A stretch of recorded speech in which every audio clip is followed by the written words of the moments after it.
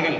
அவர்களுடைய கனவு ஓய்வு பெற்று விட்டோம், வீட்டில் இருக்கக்கூடிய மகனுக்கோ மகளுக்கோ திருமணம் செய்ய வேண்டும், ஒரு வீடு கட்ட வேண்டும், ஓய்வு பெற்ற காலத்தை நிம்மதியாக கழிக்க வேண்டும் என்று காத்திருக்கிறார்கள்.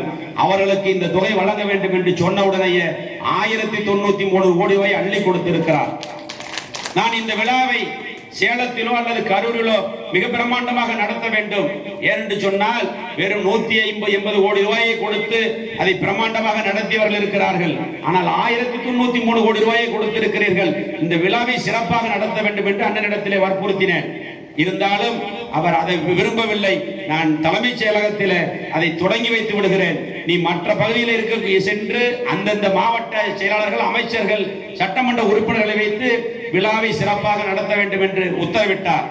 அதன் அடிப்படையில் இன்று சேலத்தில் நடைபெறும் விழாவோடு 8 போக்குவரத்து கழகங்களிலும் இந்த விழா நிறைவடைகிறது. 1093 கோடி ரூபாய், கிட்டத்தட்ட 6283 நபர்களுக்கு இன்றோடு வழங்கப்படுகிறது. இதை எதற்காக சொல்கிறேன் என்று சொன்னால், போக்குவரத்து துறையில ஒரு புதிய யுக்தியை கடைபிடித்து நாம் நம்முடைய மாநிலத்தில் உலக வெப்பமயமாதலை தடுக்க வேண்டும் என்பதற்காக C40 என்ற ஒரு அமைப்பின் மூலமாக இந்திய துணைக்கண்டத்தில் முதல் கையெழுத்திட்ட முதலமைச்சர் எடப்பாடியார் அவர்கள். அதன் மூலமாக நமக்கு வட்டி இல்லா கடனாக ஜெர்மன் KfW